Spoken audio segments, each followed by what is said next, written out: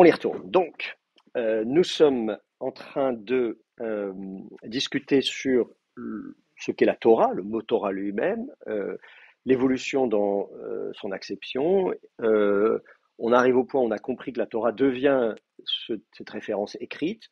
On ne sait pas encore exactement ce qu'elle recoupe, c'est-à-dire, ok, il y a un texte, mais lequel. Donc, on n'est pas encore au niveau du Pentateuque. Ce qui m'intéresse maintenant, c'est justement maintenant d'aller un peu plus loin, de dire finalement, quand est-ce qu'on commence à parler de Pentateuque, pourquoi un Pentateuque, et qu'est-ce que ça implique. Donc, le mot Pentateuque, hein, donc c'est du grec, hein, évidemment, je peux l'écrire en grec si vous voulez. Pentateuchos,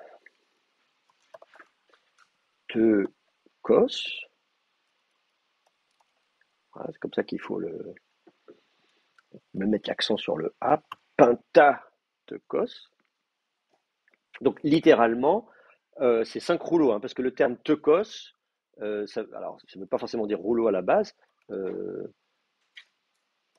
Teukos à la base, c'est ça veut dire un ustensile. Ça désigne un ustensile à la base. Et dans le cas d'un rouleau, ça va désigner l'étui en fait. Au départ, c'est l'étui à rouleau, le teukos, et donc par extension, par métonymie, on pourrait dire, c'est le rouleau lui-même. Voilà, par métonymie. Donc, effectivement, normalement, le Pentateuchos, on peut dire les 5 étuis, si on veut, quelque chose comme ça. Bon. Donc ça, c'est l'étymologie du terme Pentateuque. Ce terme-là, vous ne le trouverez pas dans la Bible. Donc la Bible ne parle pas de Pentateuque. Quand je parle de la Bible, je parle de la version grecque, de l'Ancien Testament, du Nouveau Testament, ce que vous voulez. Vous ne le trouverez pas non plus dans la littérature judéo-hellénistique ancienne. Alors, Philon d'Alexandrie, Flavius Joseph, le mot n'apparaît pas. Le mot, on le rencontre pour la première fois à partir de la fin du IIe siècle de notre ère,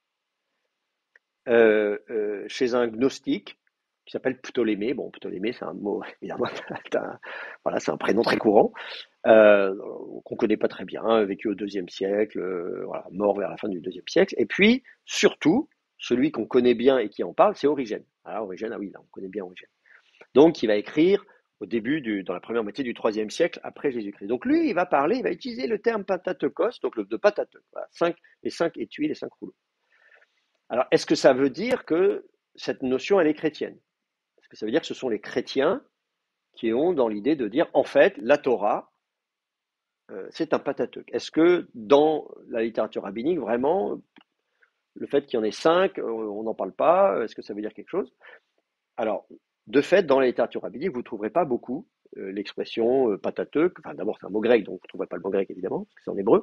Mais surtout, comme je vous dis, même encore aujourd'hui, on va parler de la Torah. Vous allez à la synagogue, on va parler du Sefer Torah, le livre de la Torah, etc. etc. Tout le monde sait qu'il y a 5 livres dedans, mais on n'en parle pas beaucoup. On en parle quand même un petit peu, et on en parle dès la Mishnah.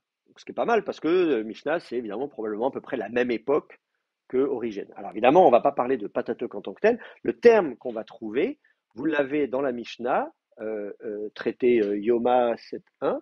Je vais vous montrer ça, Mishnah. Donc, moi, je vais tout de suite chercher la référence. Voilà, c'est Yoma 7. Dans le traité Yoma, chapitre 7, verset 1, donc vous allez trouver l'expression à un moment donné en disant qui est écrit, Katouv. Alors, qu'est-ce que je raconte? Oui, c'est ça, voilà.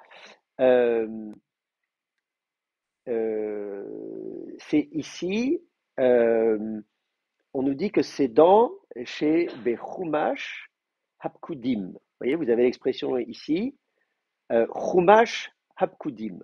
Hapikudim, je vois qu'il y a une variante dans certains manuscrits de la Mishnah, on dit Pikudim.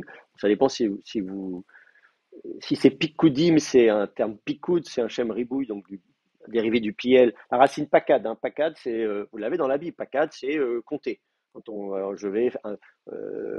va compter, on va recenser, quand on va aussi inspecter une armée, comme ça, on va faire un recensement. Bon. Donc et donc un picoud, ce serait donc un recensement ou une comptabilité, un comptage. Donc ce serait, on parlerait de comptage, et si c'est pkoudim, c'est pakoud, c'est un schème participe passif du verbe pakad, donc ça veut dire quelque chose qui est compté. Donc les choses qui sont comptées ou les comptes ou les comptés, ou les choses comptées. Bon. Et là, on nous trouve l'expression chumash, be chumash hapkudim. Chumash, ça veut dire le cinquième. Hein, comme on dit le cinquième, la cinquième portion. Donc, quand vous dites, par exemple, vous allez donner un cinquième de votre récolte, donc le terme chumash, vous allez le trouver dans la Mishnah, quand on va dire le cinquième de ceci, le cinquième de cela, ou vous allez trouver le terme chumash qui existe. En fait, c'est chomesh, mais à l'état construit, on va dire chumash. Bon, bref. Euh, donc, on va dire c'est le cinquième. Et là, alors, des comptes, ça ne veut pas dire grand-chose. En fait, les Pkoudim, c'est le livre des nombres. Vous savez, comme nous, dans la Bible, on dit Genèse, Exode, Lévitique, Nombre, Deutéronome. Le livre des nombres. Alors, c'est vrai que nous, on a l'habitude d'appeler ça le livre des nombres. Dans le judaïsme, on n'utilise pas volontiers cette terminologie-là. En général, pour le Pentateuque, on va utiliser des mots des premiers versets. Donc, la Genèse, ça va être Bereshit, vous voyez. Vous pouvez regarder à chaque fois, vous allez avoir si vous regardez donc la Genèse, ça va être le premier terme, hein, Bereshit. On dit dans le livre de Bereshit, c'est-à-dire Bereshit, bara Elohim et Hashemi, etc., etc. Quand vous allez voir l'Exode, on va lire en début Ve'ele Shmot Bnei Israël, voici les noms des fils d'Israël, et donc c'est Shmot. On va dire dans le livre Shmot. On ne va pas l'appeler l'Exode. Exode, c'est un mot grec. Voilà. Genèse, c'est un mot grec. Donc, évidemment, tout ça, ça leur parle pas. Euh, dans le livre du Lévitique, Vayikra, El Moshe, bon, voilà. Donc, il dit alors à Moïse, et donc, c'est Vayikra. Le livre Vayikra, quand on dit, oui, c'est dans Vayikra, chapitre temps, Vayikra, ça veut dire Lévitique. Et donc, quand vous arrivez dans le livre des Nombres, vous avez Vayedaber Adonai El Moshe Bemidbar, Sinaï, donc, le Seigneur dit alors à Moïse dans le désert du Sinaï, Midbar. Bémidbar. Et c'est comme ça qu'on va dire c'est le livre Bémidbar chapitre temps, et Bémidbar c'est le livre des nombres. Et puis bien sûr le Deutéronome, vous allez avoir Ele Advarim, ça va commencer comme ça, voilà. Ele Advarim, Asher Diber Moshe, etc. Et donc c'est Dvarim. Dvarim, quand on dit Dvarim, c'est le Deutéronome. Donc je reviens au livre des nombres. Normalement, dans la tradition rabbinique, si on dit mais comment s'appelle le livre des nombres, on va dire, eh bien c'est Bémidbar. Sauf que il y a cette tradition existait manifestement dans le judaïsme aussi d'appeler le livre des nombres le livre des nombres. Et du coup, en hébreu, c'est Pkudim. Sauf qu'au lieu de dire, où est-ce que c'est Mishnah? Voilà là. Sauf qu'au lieu de dire le livre des nombres, on dit le cinquième des nombres. Alors, ce qui prête à confusion, parce qu'en plus de cinquième des nombres, on dit quel nombre, on va prendre le cinquième, on se dit ça y est, c'est un cours de mathématiques, quelle horreur. Voilà. Donc, en fait, le cinquième, c'est le cinquième de la Torah. La Torah elle est divisée en 5 parties. Et donc, c'est le cinquième de la Torah consacré au nombre. Le cinquième de la Torah qui est le livre des nombres. Donc, au lieu de dire Sefer Hapkudim, on aurait pu dire Sefer Hapkudim, mais non. Parce qu'en fait, le Sefer, il n'y en a qu'un seul. Le Sefer, il n'y en a qu'un seul, c'est le Sefer Torah. Matériellement, il n'y a qu'un seul Sefer, qui est très gros. Hein. Vous avez déjà vu des rouleaux Torah, c'est gros, hein, dans une synagogue. Si vous n'avez pas vu, allez à la synagogue samedi prochain, vous verrez. Bon. Et donc, c'est gros, donc pour eux, il n'y a qu'un seul. Donc, si tu dis Sefer Apkudim, on va dire, mais comment ça? Non, il y a Sefer Torah de Moshe, ça c'est sûr, il y a le Sefer de la Torah de Moshe. Dans ce Sefer, il y a 5 parties, 5 cinquièmes. Il y a un cinquième qui est Bereshit, un cinquième qui est là, etc. Et il y a un cinquième qui est Apkudim. Donc, Chumash Apkudim. Donc, c'est intéressant de voir que là, on a dans la Mishnah, pour la première fois dans le judaïsme, l'attestation que la Torah est divisée en 5 parties et qu'on a un cinquième de la Torah. Et d'ailleurs, on va retrouver l'expression dans le judaïsme rabbinique, quand on va parler de l'ensemble du Sefer Torah et du fait qu'il est décomposé en 5 parties, on va avoir l'expression Chamisha Chumshe Torah. Les 5 cinquièmes de la Torah. Ça, je peux l'écrire aussi parce que c'est intéressant, vous connaissez cette expression. Alors, je vais mettre le bon clavier.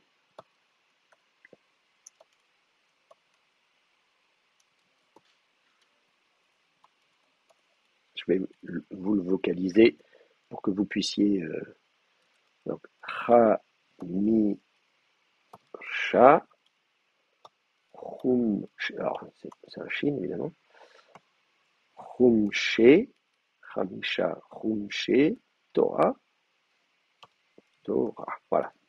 Donc, littéralement, Chamisha, vous connaissez, hein, Chamesh, Chamisha, Achad, Shtaim, Shalosh, Arba, Chamesh, Chamesh, Chamisha. Chamisha, c'est le féminin de Chamesh. Donc, c'est 5, cinquième. Chumshe, c'est le pluriel de Chumash qu'on a vu tout à l'heure, Chumesh. 5, cinquième de la Torah. Chamisha, Chumshe, Torah. Les 5 cinquièmes de la Torah. Donc là, on a bien compris, ça veut dire que la Torah, dans ces cas-là, c'est quand on veut, comment dire, présenter la Torah comme étant en 5 parties. Quand on veut souligner que la Torah est décomposée en 5 parties. Donc ça, c'est l'équivalent le plus proche de Pentateuque que vous trouverez dans la littérature rabbinique en hébreu. Voilà. Le mot Pentateuque, c'est du grec, donc vous n'allez pas trouver ce mot-là, évidemment, mais vous allez trouver l'expression soit Chomesh, là, le Chomesh, comme je vous ai dit tout à l'heure, ou bien l'expression, voilà, Chamisha, Chumshe Torah. Alors, je ne dis pas que dans le judaïsme, avant ça, on n'avait pas l'idée que la Torah, c'était 5 livres. Je dis que l'expression Pentateuque est le fait dans la littérature rabbinique, en hébreu, c'est là que vous allez le trouver pour la première fois.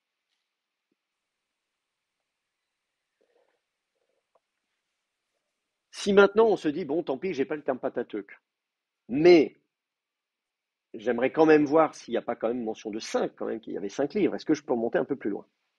Je vous disais tout à l'heure, dans la Bible, dans le Nouveau Testament, chez Flavius Joseph, chez Philon d'Alexandrie, vous ne trouverez pas le terme Pentateuque pour désigner le Pentateuque.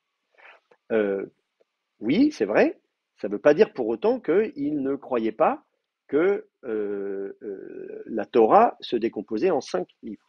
On a en fait, justement, au contraire, une mention en ce sens, quelques-unes d'ailleurs, plusieurs, et notamment chez Philon d'Alexandrie et chez Flavius Joseph, les mêmes dont je vous parlais tout à l'heure. Je vais vous montrer un passage de Philon d'Alexandrie. Voilà, je l'ai préparé ici, dans des Aeternitate Mundi, hein, dans un de ses traités, euh, au paragraphe 19, et il nous dit, donc dans Éternité 19, il nous parle, alors bien avant le temps de Hoton Yudaon Nomotetes Moïse, donc de Moïse, le législateur des Juifs. Hein, vous avez le terme ici Nomotetes, c'est intéressant. Hein, c'est celui qui place la loi. Hein, Titémis, c'est placé, Nomos, la loi. Donc Moïse est qualifié de législateur au sens propre du terme. Donc c'est intéressant de voir que Philon, il lui donne ce titre-là, le législateur Ton Yudaïon des Juifs. Donc on parle de Moïse en tant que législateur des Juifs. Là, il parle de la création du monde hein, dans ce traité-là. C'est ça qui l'intéresse, n'est-ce pas? Il n'est pas là pour discuter de. Mais regardez en passant ce qu'il nous dit. On nous dit qu'il a évidemment parlé de tout ça en hierais bibliois, d'accord, dans des livres saints. Donc Moïse, il est le législateur des Juifs et il a écrit des livres saints. Et on dit Eisi depente. Ils sont 5. C'est intéressant. Et on nous dit Honten proten epigrapse genesin. Et donc, parmi lesquels, ten proten le premier, il a intitulé Genèse. Genesis. C'est là qu'on a le terme Genèse qu'on a en français. Donc, ça veut dire que là, Philon d'Alexandrie nous dit plein de trucs intéressants. Hein. Ça, c'est super intéressant. Donc, il nous dit, bon, voilà, on retrouve Moïse. La Torah, c'est nomos. On a bien compris que la Torah, c'est la loi. Hein. Donc, la Torah a une valeur législative. Que c'est bien Moïse qui a écrit la Torah, mais ça, on le savait déjà. Mais que donc, de facto, ça veut dire qu'il est législateur. Voilà. C'est lui le législateur des Juifs. C'est pour ça que je vous disais, bon, ah, c'est vraiment... Voilà, et donc, il a écrit des livres, mais pas juste un Sefer Torah, parce que dans le Deutéronome, il y a un Sefer Torah. Voilà, il n'y en a qu'un seul de Sefer. Non, il a écrit plusieurs livres. Et même plus précisément, on nous donne juste qu'il y en a 5. Et le premier, il l'a appelé Genèse. C'est super intéressant parce que Genesis, là, Moïse, ah bon, Moïse a intitulé ce livre Genèse, parce que moi je ne savais pas, enfin, et, nous on l'appelle le livre de la Genèse, mais justement, vous lisez le livre de la Genèse, il n'y a pas marqué livre de la Genèse. Vous voyez ce que je veux dire? C'est pas un titre évident, vous n'avez pas. Bon, voilà. Donc, à quel moment est-ce qu'on a donné ça? Oui. De Eternitate Mundi. Je vais vous l'écrire. Je vais vous l'écrire. Donc, c'est chez Philon, Aeternitate Mundi. 19, c'est ça, hein, c'est ça, 19. Donc ça, c'est super intéressant parce que là encore, ça n'est pas son propos. Hein. Je veux dire, lui, ce qui l'intéresse, c'est de spéculer sur voilà, la création du monde, la symbolique, le ciel et la terre, etc., etc. Bon, voilà, il y a des visions allégoriques, spirituelles, tout ça. Mais, hop, en passant, il dit, bon, alors au fait, je vous dis d'où ça sort, ça vient d'un livre, etc. Bon, et donc Moïse, c'est le législateur des Juifs, il a écrit 5 livres, le premier d'entre eux s'appelle la Genèse. Bon, donc voilà, on voit que c'était déjà... bon. Alors, je vous donne une autre référence dans le De Abrahamo. Alors, c'est vrai que les noms des œuvres de Philon d'Alexandrie, on les a en latin, alors qu'en fait, il a écrit en grec. Mais c'est comme ça, la tradition. Et si vous regardez dans le De Abrahamo tout au début,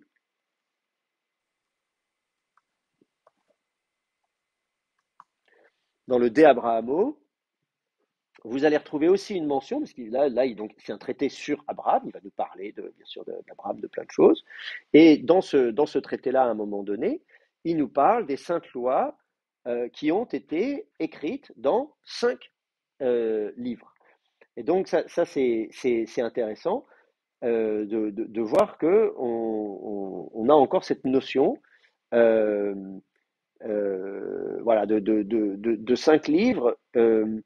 Euh, alors, il ne va pas donner les noms, il n'y a pas autant de détails, etc. Donc, je vous donne, bon, c'est une référence qui est moins intéressante pour vous. Retenez surtout des Tartinate Mundi, qui est quand même la plus importante pour ça. Mais c'est tout. Enfin, disons, moi, j'ai pas trouvé de références plus anciennes que Philon d'Alexandrie. Alors, Philon d'Alexandrie, pour rappel, c'est un contemporain de Jésus. Hein. On n'a pas ses dates, on ne sait pas exactement, mais à un moment donné, dans la Bâture de Caillou, enfin, il nous parle un peu de sa vie, il a des textes un peu autobiographiques, donc on comprend à quelle époque il a vécu, et il dit oui, quand ça s'est passé, j'étais déjà vieux. Bon, alors, ça veut dire quoi vieux? Enfin, voilà, donc c'est très très compliqué de savoir, oui, d'accord, donc il a vécu sous tel règne, mais il se considérait. Bon. Donc, on va dire qu'il y a des gens qui disent qu'il est né en -10, -15, -20. Bon, je sais pas. Voilà. Il avait peut-être, il était un peu plus vieux que Jésus, il a peut-être 10 ans de plus que mal. Mais voilà, grosso modo, pour faire simple, voilà, voilà, il écrit dans la première moitié du premier siècle de notre ère. Voilà. Euh, et moi, on n'a rien de plus ancien. Alors, euh, euh, s'agissant de la Torah et de la version grecque de la Torah, il y a évidemment une œuvre littéraire très importante, dont j'ai parlé dans un autre cours, qui est la lettre d'Aristée, qui nous raconte l'histoire de la traduction grecque. Hein, la lettre d'Aristée euh, nous raconte comment, au IIIe siècle avant notre ère, à Alexandrie en Égypte, on s'est dit, tiens, on a 200 000 livres, ce serait bien d'en avoir un de plus dans la bibliothèque, la Torah. Et donc, on va demander, on va faire venir des sages, on va demander au grand prêtre à Jérusalem voilà, d'envoyer des gens qui vont faire une traduction grecque. Et donc, quand vous lisez la lettre d'Aristée, on se dit, ah, bah donc on va traduire la Torah, comment ça s'appelle, elle ressemble à quoi cette Torah, etc., etc. Eh bien, en fait, concrètement, on nous dit pas grand-chose, puisque on va nous parler on va utiliser le terme nomos évidemment. Attendez, je vais chercher, je me souviens plus de. Ah si, c'est 30. Attends, je vais vérifier. Je me demande si c'est pas du côté du paragraphe 30 au début où justement on nous parle de ce projet-là. Voilà, c'est ça.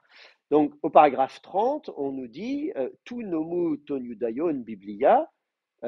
Donc il est question des livres de la loi des Judéens, littéralement. Hein, voilà, qui sont biblia. Il y a des livres, il y en a plusieurs. Ce sont des livres de la loi. On comprend que là, c'est la Torah, hein, des Juifs. Donc, d'après Aristée, voilà, il y en a plusieurs, des livres, mais on ne dit pas combien il y en a. On ne dit pas qu'il y en a cinq. On ne dit pas qu'il y en a cinq. Il y a plusieurs livres. Donc c'est compliqué de se dire, ah bon, il y a plusieurs livres, mais lesquels? Combien? Cinq, trois, deux, enfin je sais pas, Exode, Lévitique, Genèse, Exode, Genèse plus Deutéronome, voilà. Est-ce qu'il y en a cinq? Peut-être qu'effectivement il y en avait déjà cinq, mais en tout cas, dans la lettre d'Aristée, vous ne trouverez pas de nombre. C'est Philon qui nous en parle en premier.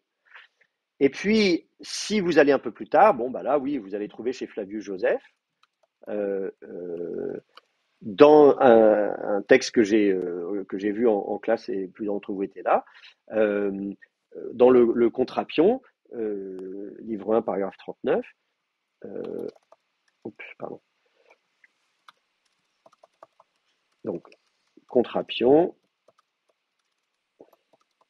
1,39, je vais vous montrer ça. Euh,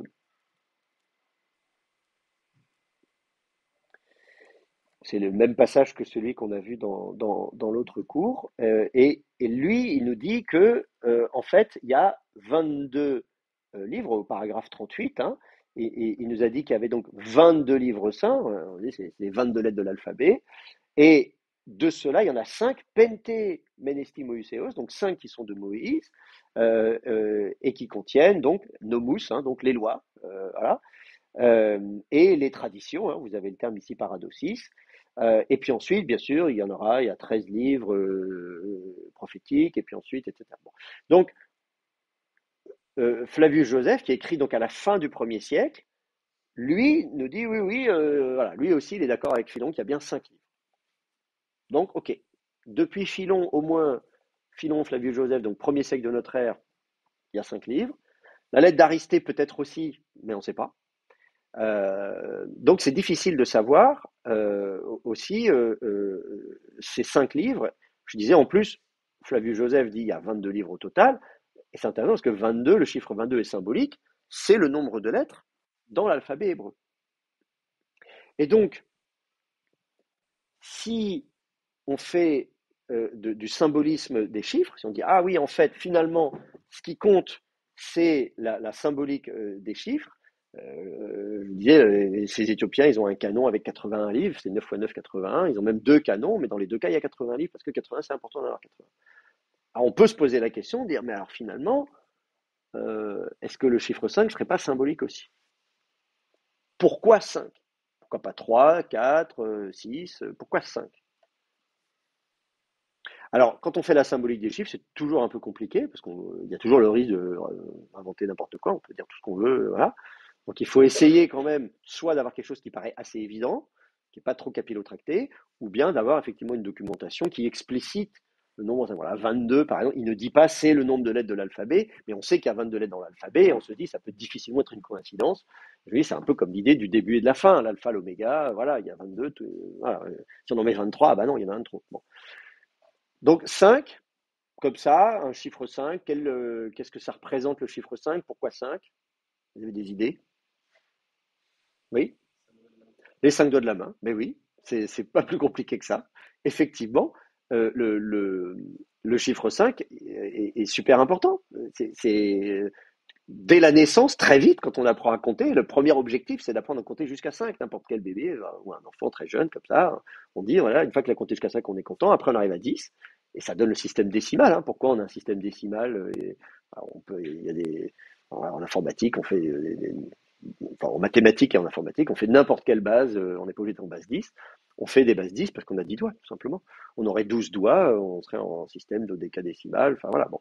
Donc, évidemment, l'être humain, il a 5 doigts à chaque main, et donc le chiffre 5 va immédiatement évoquer le fait que, bah oui, c'est les 5 doigts de la main. Voilà.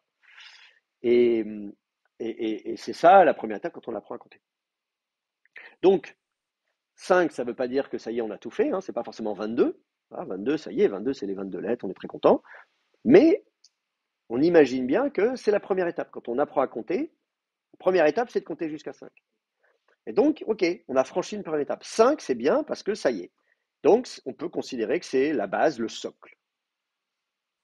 Donc, il n'est pas surprenant que le chiffre 5 soit utilisé de façon symbolique pour regrouper des choses par 5, voilà, parce que sur les 5 doigts, et qui sont faciles à mémoriser, etc.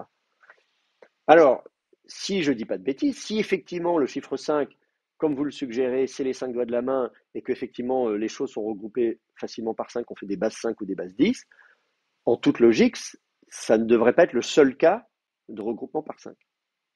Donc si on veut tester notre hypothèse, il faut vérifier s'il y a d'autres regroupements par 5. Est-ce que vous connaissez d'autres regroupements par 5? Dans le judaïsme ancien, j'entends, évidemment, tant qu'à faire. Oui,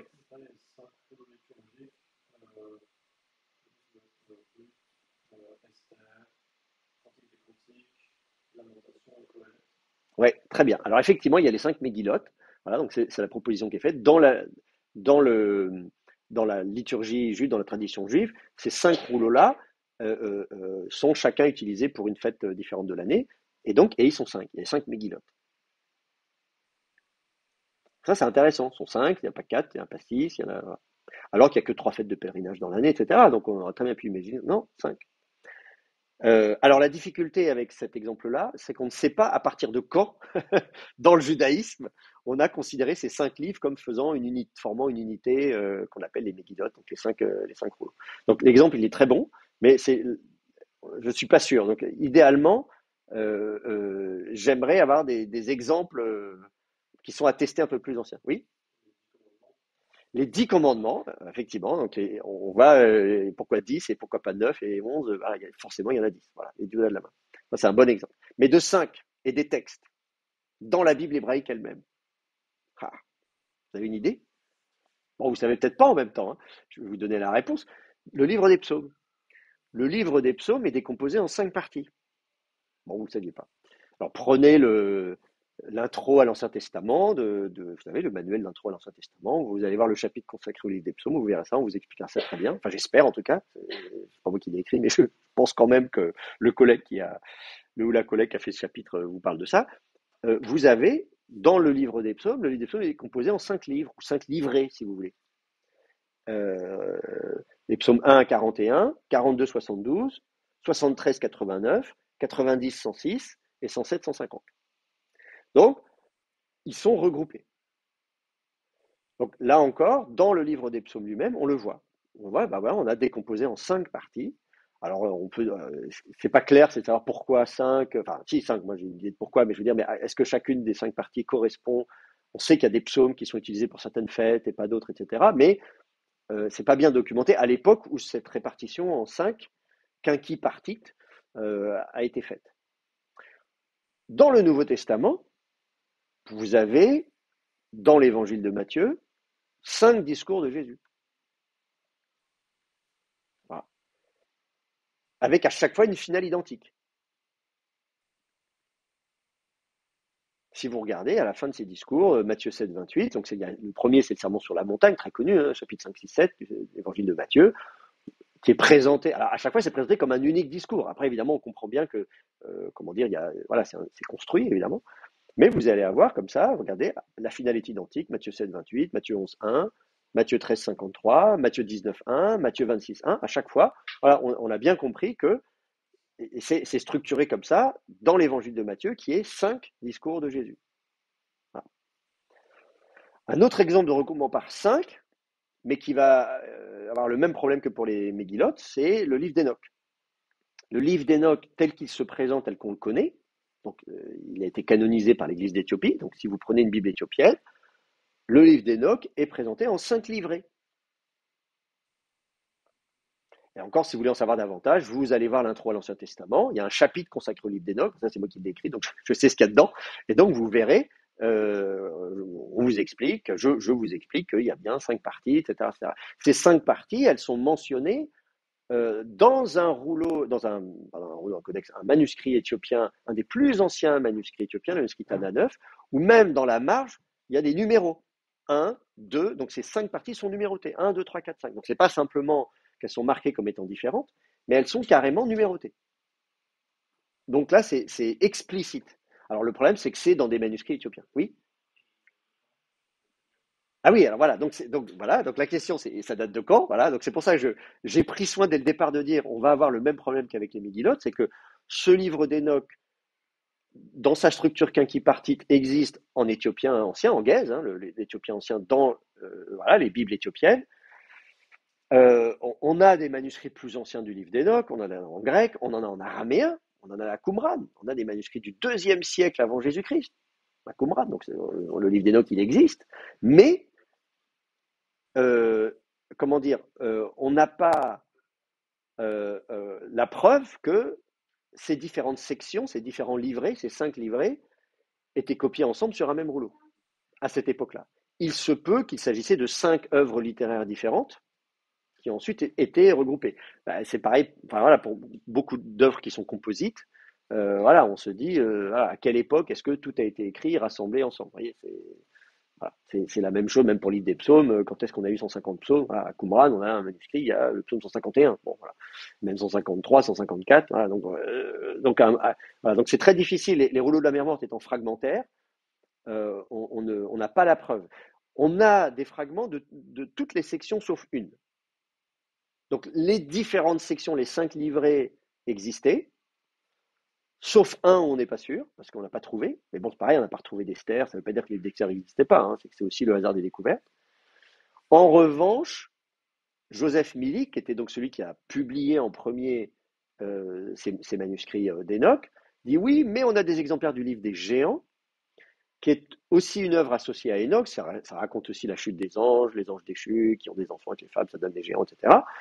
Et il a un rouleau sur lequel soit le livre des géants est copié avec le livre des vigilants, qui est la première section du livre d'Enoch, ou alors c'est le même scribe. C'est peut-être 2 rouleaux, mais c'est le même scribe, donc pour lui ça va ensemble. Et donc il avait cette théorie en disant, en fait, il y avait bien un Pentateuque énochéen, une structure quinquipartite, mais au lieu d'avoir le livre des paraboles ou des similitudes, dont on n'a pas trouvé trace, on avait à la place le livre des géants. Donc il a cette idée qu'il y avait quand même 5 parties à l'époque, mais que ce n'étaient pas les mêmes 5 parties. Voilà, il y avait une partie qui a changé entre temps. Tout ça, c'est très spéculatif. Et donc, on se demande il y a évidemment le risque de raisonnement circulaire. Si vous voulez absolument qu'il y en ait 5, vous allez en trouver 5, et voilà, parce que vous voulez pas qu'il y en ait 4. Donc, mon but à moi, c'est pas de dire, regardez, il y en avait 5, c'est de dire qu'est-ce qu'on a comme preuve, et là, effectivement. Donc, c'est pour ça que je vous signale en passant que le livre d'Enoch, tel qu'on le connaît, est en 5 parties, euh, et que c'est possible qu'il était déjà en 5 parties, mais que, voilà, c'est incertain. Oui,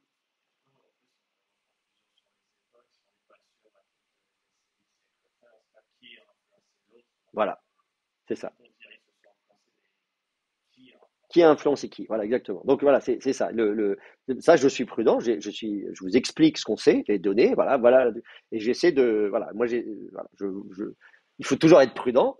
Euh, voilà, c'est tout ce qu'on a à se mettre sous la dent. J'aimerais bien le jour où on trouve un rouleau sur lequel on a la copie, ou bien un texte qui dit Enoch a écrit 5 parties, voilà, comme Philon nous dit Moïse a écrit 5 livres. Bon, bah c'est bien. Enoch a écrit 5 livres, bon, c'est formidable. Mais bon, voilà, on n'a pas à Qumran de mention du fait que Enoch a écrit 5 livres. Mais il y a quand même le terme Romesh apparaît à Qumran. Je pense juste à un truc comme ça. Je l'ai vu. Mais dans quel cadre est-ce que ça concerne, je sais pas qu'est-ce que ça concerne. Attendez. Je regarde juste vite fait, hein. Je me sens quand même l'avoir vu ce terme Romesh à Qumran. Là, c'est celui-là. Qu'est-ce qu'on a comme. Oui, alors, hors contexte, évidemment, c'est compliqué. Ah, oui, bien sûr, ça c'est compliqué. Voilà, c'est encore la frustration. Vous voyez la frustration des Qumranologues. Vous avez dans la grotte 1 un manuscrit, donc un Q30, le 30e manuscrit de la grotte 1. Les crochets entre crochets, c'est cassé, hein. Et donc, vous avez effectivement Romshim, euh, donc 5e. Et là, vous avez Peresh Yod Mem. On suppose que, on n'a pas le terme complet, on suppose qu'il manque un Samer, hein, dans la marche, c'est cassé. Et que peut-être il faut restituer Sfarim, Rumshim. Autrement dit, les livres 5e, qui constitueraient un 5e, des livres qui constituent pour chacun un 5e. Un 5e de quoi? On aimerait bien avoir Torah. Là, le petit rond, ça veut dire qu'il y a une trace de lettre, mais on n'arrive pas à la déchiffrer. Vous voyez, ça, c'est la grande frustration des Qumranologues. Je vais vous montrer quand même. On va regarder à quoi il ressemble ce manuscrit 1 Q30. Juste voilà, pour se détendre un peu, juste 2 secondes, vous allez voir à quoi ça ressemble. Euh, Vous connaissez le site, hein, Dead Sea Scrolls, donc c'est-à-dire manuscrit de la mer morte, rouleau de la mer morte.org.il. Vous avez tous les rouleaux de la mer morte des antiquités israéliennes, euh, même ceux qui sont à Paris, parce que 1Q30, il est peut-être à Paris, je ne sais plus. À Paris, on a des manuscrits de la mer morte. Ah oui, on n'a que ça à se mettre sous la dent. Alors effectivement, ça va être compliqué de savoir où est ce fragment dans ce fatras. Bon, on va pas perdre de temps avec ça, mais voilà, c'est dommage que. Voilà, attendez, si, il faut que je vais le chercher, mais en regardant l'édition dans les DJD. Je vais regarder dans les DJD tout de suite. L'édition 1Q30, ça va être facile à voir. C'est juste pour vous montrer à quoi ça ressemble les manuscrits. De toute façon, c'est bon pour vous de savoir comment ça fonctionne, parce que si vous voulez travailler, ben, c'est ça qu'il faudra. Euh, DJD1, normalement, un Q30, il y a des chances que ça a été publié dans le DJD1, oui, c'est ça. Texte liturgique, page 132. Alors, je vais vous montrer ça. Page 132, voilà, 30 et 31. Et c'est quel fragment? Oui, c'est ça, voilà, dans le fragment 1. Et donc, vous avez Shlishit ici, hein, donc vous avez le troisième, et là, vous avez cinquième. Ça a été traduit comment? Ça n'a pas été traduit apparemment. Si, le Messie Saint en troisième place, tous les livres du Pentateuque ou du Psautier. Vous voyez tout de suite le traducteur qui se dit, bah oui, si on dit cinquième, c'est quoi? Ça peut être le Pentateuque, ça peut être le Psautier. Moi, j'en sais rien, ça peut être Enoch aussi. Non, bon, je rigole. Et puis, c'est la planche 30, donc vous allez voir à quoi ressemble ce fragment tout à la fin. Vous avez les planches photographiques. Et vous allez voir à quoi ça ressemble. Donc ça, il y a des chances que ce fragment soit à Paris, à la Bibliothèque nationale. Euh, j'ai fait des photos d'ailleurs. S'il est à Paris, j'ai fait des photos, j'ai fait de l'imagerie multispectrale sur ces fragments. Donc il est là, le petit fragment, vous voyez.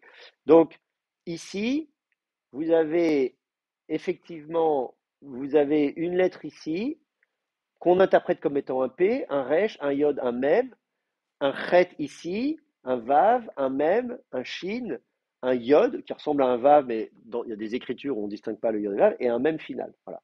Donc vous avez chumshim ici. Bon voilà. Et puis quelque chose rime, un mot en rime, donc sfarim si on veut, hein, mais bon, le samer il est là, hein, le samer il est complètement perdu. Le P ici on le voit pas très bien. Bon. Donc s'il est à Paris, j'ai des meilleures photos que ça, que je pourrais regarder. Mais voilà. Donc a-t-on un Pentateuque? A-t-on la mention du fait que les livres sont par 5 à Qumran? Peut-être, peut-être pas. Est-ce que c'est le Pentateuque ou le livre des psaumes? On n'en sait rien. Voilà. Bon. Donc voilà, c'est tout ce que je peux vous dire dans notre quête de l'origine de ce regroupement en 5 livres. Voilà, c'est tout ce que je peux vous dire là-dessus. Alors donc, ce qui est très intéressant par ailleurs, toujours à Qumran, c'est que euh, la Torah, d'abord, c'est du singulier. Il y a toujours le Sefer Torah, qui est considéré comme un seul rouleau. Sauf qu'à Qumran, concrètement, les différents livres du Pentateuque sont copiés sur des rouleaux différents. Donc, si c'est censé être un seul Sefer, comment ça se fait que, voilà, ça n'est pas. Si le Sefer Torah de Moshe, c'était vraiment ça, on n'aurait pas cinq rouleaux. Donc, à quel moment on a dit, bah, en fait, finalement, puisque ces 5 livres-là n'en font qu'un, que c'est un seul Sefer et qu'ils ne sont qu'un cinquième d'un ensemble. C'est ça intéressant, du point de vue de la théologie canonique, c'est de dire le livre des nombres, il ne fonctionne pas tout seul, il fonctionne dans un ensemble. Il n'est qu'un cinquième d'un ensemble. Donc à partir de quel moment est-ce qu'on dit non, en fait, le livre de l'Exode, c'est pas un livre que je peux étudier tout seul, que je peux copier tout seul, ça n'a pas de sens de le regarder tout seul. On ne peut le lire qu'en tant qu'un cinquième de la Torah, matériellement, à Qumran, on a un rouleau où on a matériellement la fin de la Genèse et le début de l'Exode. Et on a un rouleau où on a la fin du Lévitique et le début des Nombres. Donc on a quand même une petite trace, un fragment où on voit la fin de la Genèse, ligne blanche, début du livre de l'Exode. Je peux vous le retrouver d'ailleurs, je vais vous retrouver ça tout de suite parce que comme ça vous aurez la référence. Ça peut vous être utile. Attendez. Là. Euh, justement, j'ai regardé ça parce que je m'étais penché sur la question. Il n'y en a pas tant que ça. Vous voyez, on aurait pu imaginer qu'il y en avait plus que ça, mais en fait, très peu. Alors, attendez, quelle est la référence? Alors, non, tac,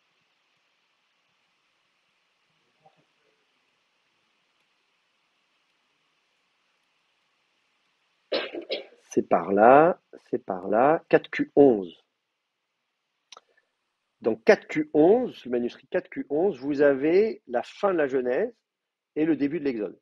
J'ai mis probablement, donc il faudrait que je regarde le fragment, j'ai plus en tête à quoi ressemble le fragment, c'est peut-être incertain, mais il y a une possibilité. Et dans 4Q364, manuscrit 364 de la quatrième grotte de Qumran, il y a une ligne vierge, donc, qui sépare la fin du Lévitique et le début des Nombres. Ça, c'est intéressant de se dire, tiens, à Qumran, on a en tout cas sur un fragment, fin de la Genèse, début de l'Exode, sur un fragment, on a la fin du Lévitique, début des Nombres. Donc ça veut dire que peut-être déjà à l'époque, on a dans l'idée que, bah oui, mais la Genèse, non, ça ne va pas tout seul. C'est avec l'Exode. Peut-être que le Lévitique, ça ne va pas tout seul, ça va avec les Nombres. Mais par exemple, on n'a pas d'exemple avec le Deutéronome. En revanche, ce qu'on va avoir, c'est des rouleaux où on a l'idée d'une Torah qui se veut elle aussi complète, un peu comme le Deutéronome, qui se suffit à lui-même d'une certaine manière, puisqu'il reprend tout, qui est justement Mishneh Torah, euh, comme le rouleau du Temple, par exemple, qui lui aussi voilà, va se présenter comme une Torah, comme un seul rouleau, et il n'est pas en 5 parties. Enfin, pas que je sache en tout cas. Je vais vérifier quand même. Mais voilà, et ce que je veux dire, et en tout cas, c'est pas les 5 livres du Pentateuque tels que nous on l'a. Donc, il est possible qu'à Qumran, euh, euh, à la même époque que Philon d'Alexandrie qui dit qu'il y en a 5, donc, possible qu'à cette époque-là aussi, on a dans l'idée qu'il y a 5 livres, que peut-être effectivement ils sont copiés sur 5 rouleaux différents pour des raisons de commodité, c'est quand même plus pratique d'avoir un énorme rouleau difficile à trimballer. Mais voilà, c'est pas sûr. Comme je vous dis, pour l'instant, la source la plus ancienne qui dit explicitement qu'il y a 5 livres, c'est Philon d'Alexandrie. Voilà. Vous voyez, le petit fragment à Qumran, là, un Q30, fragment 1, ligne 4, c'est pas, voilà, c'est pas clair. Et comme je vous dis, même ces fragments à Qumran, où on a la fin d'un livre, début d'un autre, peut-être il y a l'idée du regroupement, mais ça ne veut pas dire pourtant qu'il y avait 5, ça peut être 2, ça peut être 4, vous voyez ce que je veux dire. Voilà. Donc ça, c'est ce que je peux vous dire sur ce phénomène de regroupement. Alors, du coup, ça pose aussi la question de la rédaction de ces livres. C'est-à-dire que la, la critique historique de rédaction des livres, on en parlera, on fera la critique rédactionnelle, imagine évidemment que chacun de ces 5 livres ont été écrits à des époques différentes par des auteurs différents, qu'ils ont été compilés par après, c'est possible. Mais on peut aussi imaginer que s'il y a eu des compilations assez tôt, qu'au moment où on va rédiger un autre de ces livres, on est déjà en tête que ce livre ne fonctionnera pas tout seul, mais devra faire partie d'un ensemble plus large. Donc ça va être des questions à se poser aussi. Quand on va s'interroger sur finalement qui a écrit ces livres quand, et quand on a écrit ces livres, est-ce qu'on avait l'idée d'écrire des livres, voilà, j'écris un livre mais qui fonctionne totalement indépendamment des autres, ou bien est-ce qu'on dit non, non, en fait, quand j'écris ce livre, je sais pertinemment que ce que j'écris, c'est dans la suite. Par exemple, est-ce que le livre de l'Exode a été écrit comme un livre indépendant, ou est-ce qu'au contraire, on dit bah non, c'est la suite de la Genèse. Et peut-être que pour des raisons de commodité, on va copier la Genèse sur un rouleau et l'Exode sur un autre rouleau, mais moi, rédacteur ou éditeur de l'Exode, je ne conçois pas l'Exode comme un livre à part. Et donc, est-ce qu'à un moment donné, il y avait une idée, un projet éditorial d'ensemble qui, pour des raisons matérielles, a été découpé en 5? Également parce qu'on voulait absolument qu'il y en ait 5. Comme je dis, Flavius Joseph, il dit il y a 22 livres, il en faut 22. Donc peut-être qu'à un moment donné, il y avait des livres qui retenaient plus. Peut-être que Genèse et Exode, en fait, c'était le même livre. Et qu'à un moment donné, on se retrouvait avec 4 livres, on dit bah non, il en faut 5, bah, c'est pas grave, on va le séparer en 2. Vous voyez ce que je veux dire? Est-ce que Lévitique, Nombre, voilà, des livres comme ça au milieu, là, ces 2 livres un petit peu au milieu des 3 autres, est-ce que ces 2 livres-là, vraiment, on peut considérer que c'est des livres à part entière, ou est-ce qu'en fait c'est des livres qui n'en formaient qu'un seul, et qu'à un moment donné on les a séparés en 2 en disant non, là en fait, parce que typiquement le Lévitique, vous avez le début du, je sais pas si vous vous avez en tête le début du, euh, euh, du Lévitique, vous avez Vayikra El Moshe, Vayedaber, Adonai Elav. Voilà. Voilà. Donc, vous avez le Seigneur appela Moïse et lui dit, bon ben voilà, il n'y a aucune introduction, il n'y a aucune... hop, voilà.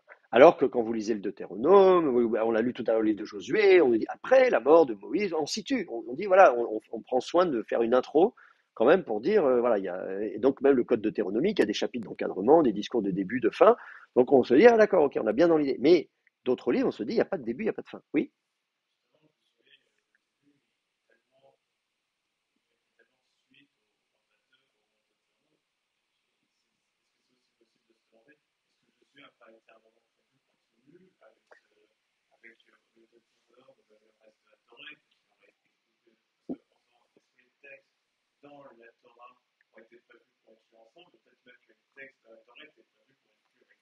oui, oui. Alors oui, oui, donc la remarque qui est faite, c'est le livre de Josué était prévu pour être lu à la suite du Deutéronome. Bien sûr, je l'ai dit tout à l'heure, on voit bien, on reprend la même phraséologie, c'est ce qu'on appelle l'historiographie deutéronomiste, et il est évident qu'on peut difficilement séparer Josué du Deutéronome. La question qui se pose, c'est pas de dire est-ce que Josué doit être associé au Pentateuque, on l'a proposé, hein, on appelle ça l'Hexateuque, donc il y a des théories hein, sur l'Hexateuque, ou au contraire, de dire non, il y avait un Tétrateuque, le Deutéronome n'en faisait pas partie. Et à côté du Tétrateuque, il y a eu le Deutéronome plus Josué et le reste, donc qui est l'œuvre deutéronomiste avec le Deutéronome, qui est la Torah en tant que telle, une Torah qui se suffit à elle-même. Voilà. La Torah, c'est le Deutéronome, Josué, c'est la suite. Et donc à ce moment-là, on a un Tétrateuque. Donc, et avec, bien sûr, voilà, toute l'œuvre deutéronomiste derrière, Deutéronome plus historiographie deutéronomiste. Donc, mais oui, effectivement, ce qui est sûr, c'est qu'on voit dans certains livres, même si il y a quand même une intro dans le livre de Josué, on voit bien, il est là, Dieu lui parle, machin, mais on situe, on dit après la mort de Moïse. Donc on prend le relais, voilà, mais il y a quand même des chapitres d'intro. Dans le livre des juges, pareil, etc., avec des intros qui sont mal faites, du coup il y a des contradictions, parce que Josué meurt et il ressuscite après, enfin bref, il y a des problèmes dans le livre des juges à cause de ça. Mais ce que je veux dire, c'est qu'on sent qu'il y a quand même à un moment donné un effort de faire un début et une fin. Que là, on a parfois l'impression qu'il n'y a aucun effort qui est fait pour faire un début et une fin. Donc on peut se poser la question de savoir est-ce que l'auteur de ces livres, le ou les auteurs de ces livres, avaient dans l'idée de dire je fais un livre, c'est-à-dire une unité littéraire à part entière qui circule et qui peut-être un jour sera rassemblée à d'autres, mais peut-être pas, ou bien est-ce que dès le départ, il y avait dans l'idée, en fait, ce que je fais, c'est rédiger une partie de la Torah, une section de la Torah qui peut se présenter matériellement de façon distincte. Philon va dire il y a 5 livres, mais tout ça, c'est un Sefer Torah. Voilà. Donc ça, c'est un petit peu difficile de savoir. Donc ça pose la question de la rédaction de ces livres. Et comme je disais, on y reviendra. Et ça pose aussi la question de savoir, effectivement, quand est-ce que le mot Torah est équivalent de Pentateuque. Quand est-ce que Torah égale Pentateuque? Quand est-ce que c'est synonyme dans la littérature du judaïsme antique, y compris dans le Nouveau Testament? C'est-à-dire, si on voit la mention de Torah ou de Nomos dans le Nouveau Testament, est-ce que ce à quoi on fait allusion, c'est le Pentateuque ou bien pas? Donc, on reviendra là-dessus, mais ce sera pour la prochaine fois, puisque là, c'est déjà l'heure. Donc voilà, on va s'arrêter là pour aujourd'hui. On va s'intéresser la prochaine fois aux recensions du Pentateuque, donc la documentation textuelle du Pentateuque. Ce sera le prochain chapitre, chapitre 3, mais c'est pour la prochaine fois. Donc voilà, merci d'avoir été présent aujourd'hui et on se retrouve très bientôt pour la suite du cours.